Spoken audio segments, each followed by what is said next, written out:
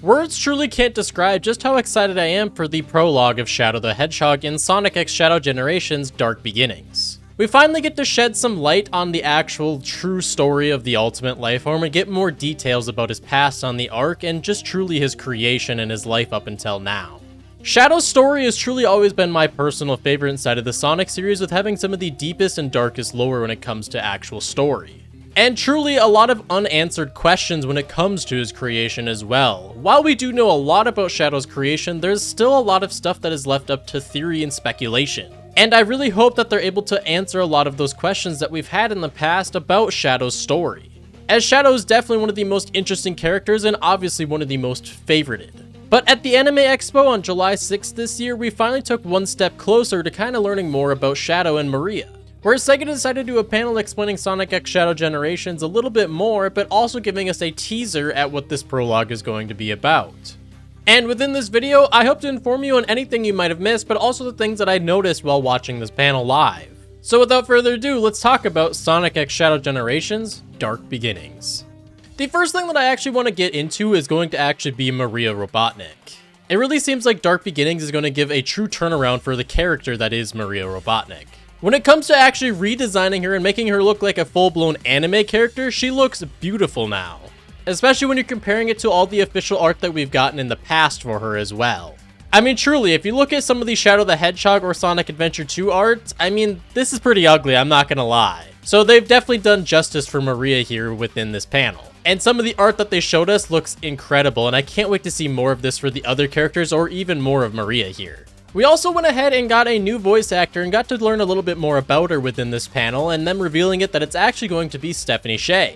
And Stephanie Sheh has quite the resume when it comes to anime characters in the anime industry. She's voice acted for characters like Sailor Moon, Hinata from Naruto, and Orihime from Bleach. And those three are pretty damn big roles in each of those series.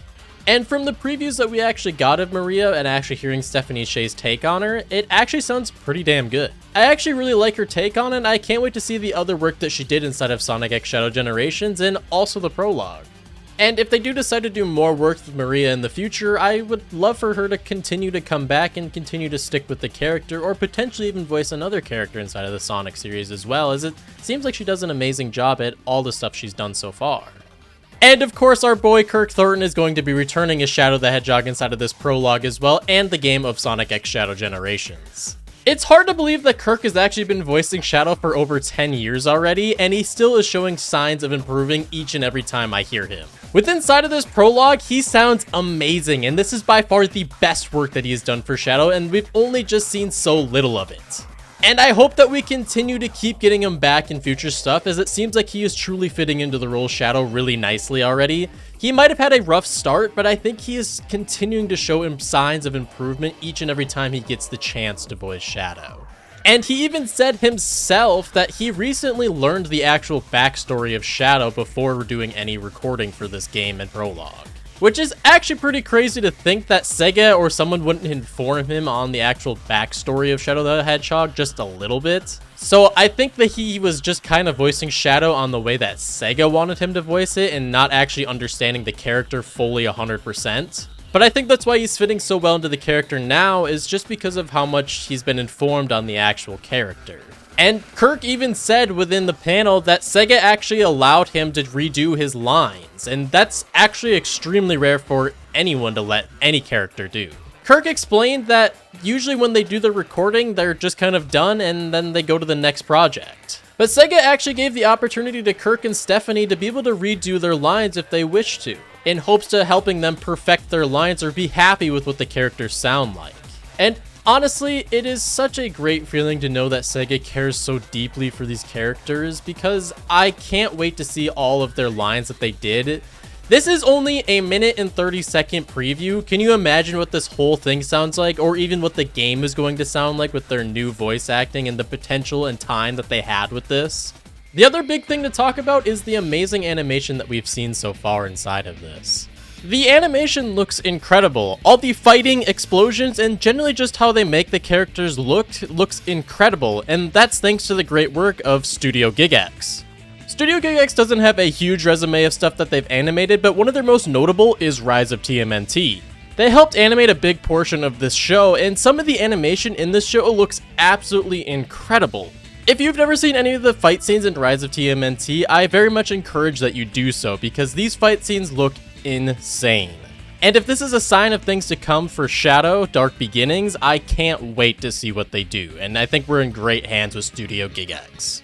But one of the biggest twists inside of all of this preview is the return of Emerl. A lot of people question what the hell Emerl is even doing here, or why they would decide to include him inside of this, but it actually makes a lot of sense. On one hand, it is truly amazing to see Emerl return, but on the other, it makes sense from the journals from Sonic Battle.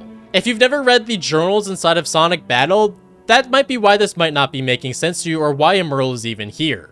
Gerald Robotnik obviously found Emerl and brought him back to the Space Colony Ark, but here's what he had to say inside of this journal. My worst fears have come true. The Gizoid has absorbed enough weaponry and technology that it has started to go out of control. The resulting rampage resulted in the destruction of most of the Ark. I've deciphered the rest of the stone tablet, and it says, when the Gizoid has learned all that it could, it becomes a god of wrath, and all was destroyed. The researchers somehow managed to subdue the Gizoid and sealed it away. Luckily, it only had one Chaos Emerald installed. If I had all 7 emeralds installed, it might have destroyed the whole planet. The Gizoid is too much of a liability. I tried destroying its core, but nothing I did worked. I understand too little of the technology that built him. My best hope is try to reprogram its AI into free-willed, emotionless-based AI. And while this doesn't answer everything, this does give us a good understanding of what Emerl is doing and why he went out of control here. And while I understand that this is completely about Shadow, I'm excited to learn more about Emerl as well, and I'm super excited to see the return of him in general. But while Emerl is losing control, he ends up going after Gerald Robotnik, and you see Shadow take off after him after Maria pleading that he would do so. And this is actually the first real look that we ever get at Gerald Robotnik since SA2, and even then, we didn't get that good of a look at him. Honestly, the only time we ever see Gerald Robotnik is in Sonic Adventure 2 or Sonic X, and he's only ever just sitting in that stupid chair. So I'm excited to see more of his personality and kind of just how he was when he was actually creating Shadow, as Gerald Robotnik is a really interesting character, and I look forward to learning more about his backstory. And simply just learning more about Eggman's grandfather. But from the few seconds that we actually see Gerald, we actually see Emerl put him in somewhat of a chokehold. And Shadow already running after them after the wishes of Maria, he goes absolutely right after Emerl right away after seeing this. And you can see both of them engage into kind of fighting here right away. And I can't wait to see this fight scene because it already looks incredible just from the few seconds that we see within this prologue.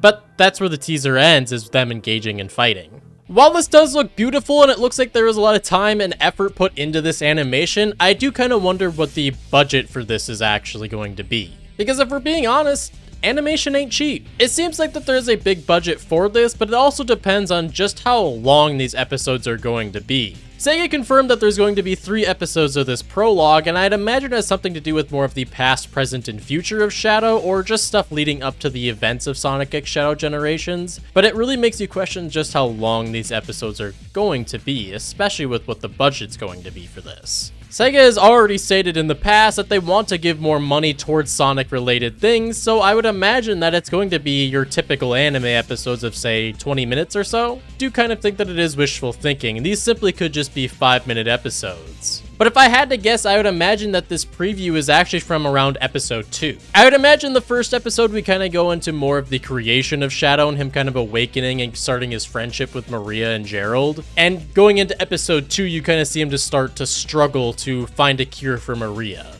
And then in the third episode, we kind of go up into the events of Sonic X Shadow Generations with possibly learning on how he ended up going there, or just how Sonic X Shadow Generations story starts. Because initially when this animation ended up getting announced, I thought this was going to be very similar to Knuckles' prologue inside of Sonic Frontiers, where his story just simply ended up going into the story of Sonic Frontiers and how he got trapped. I would imagine the third episode does somewhat of this, and I hope that it kind of does tie into it somehow, but I really hope that these episodes are longer to explain more about Shadow's backstory, as it seems like that's the main goal of what's going on within these prologues. You also see a pretty damn cool poster that was handed out to all the fans that attended the Anime Expo panel, and it also confirms that Rouge and Omega are going to be returning inside of this as well. And I would imagine that Rouge and Omega are probably towards the end of episode 2 or somewhere around the beginning of episode 3, where they kind of revisit somewhat of Adventure 2 or Heroes or just simply the story of Shadow. You can see some events from Adventure 2, Heroes, 06, and so on and so forth, and then even kind of the events of Shadow Generations if they're possibly going to be in the game in some capacity. Because like I said in my last video, there's no way that you can talk about Shadow's past and story and not include those two. So it's really exciting to see them kind of get somewhat of the spotlight again, and I hope that they give Omega some more spotlight, as this dude kind of gets shafted every single time he's in a game for being as cool of a character as he actually is. The producer of Dark Beginnings, Yukio Kushimoto, actually confirmed that he wants something of a unique style when it comes to this animation. He explained that he kind of wanted a blend of the Western and Japanese style that they've decided to do in the past, and I think that's an amazing idea to take the great things from both of those sides, from the Western and the Japanese style of Sonic. Both of them have their flaws, but a lot of them have some amazing highlights, and I think if he takes from the good of both of those, that this will do an amazing job and will look great for Shadow. One of the biggest announcements that we actually learned is Ian Flynn is going to be writing this as well. Which is awesome because I love the idea of a consistent writer controlling everything. Instead of having 5 different writers and kind of confusing the story and doing it their own way, you have Ian Flynn that's kind of doing it himself and is kind of going in a direction that he wants to go. And honestly, the way Ian Flynn has been writing Sonic makes more sense than any other writing that we've seen in the past. Yes, I understand that Frontier's story was somewhat confusing. We can't deny that the writing was still great. So I'm really excited to see the work that Ian Flynn decides to do with this, and I hope that we continue to keep getting him back, especially in the games. And the last thing that I really want to talk about from this Anime Expo panel is Takashi Iizuka actually targeting me. I obviously mean this as all jokes, but someone asked him in the fans when they did somewhat of the Q&A towards the end of the panel of what he meant by Shadow saying that Sonic is the true ultimate life form inside of Sonic Adventure 2. And if you're unaware of what I'm talking about, here's the clip. Discovered what the ultimate life form is. It might be you. As you can see here at the end of Sonic Adventure 2 in the final boss fight, that Shadow states that Sonic might be the true ultimate life form. And this was the reaction we got from the man Takashi Iizuka himself. And if you're unaware, I actually made a short about this when I first started YouTube on this channel. Damn, maybe I'm just the problem with the Sonic community. I mean, cut me some slack, everyone cringes at their first year of YouTube, right? But if you're excited for Dark Beginnings, let me know what you guys think of it in the comments below so far, and some things that you would like to see inside of this animation. I truly can't wait to see what Sega does for all of this, and I can't wait to see all the other animation projects they have planned for the future, and also for future games. But with all that being said, guys, I'll see y'all in the next video. Peace.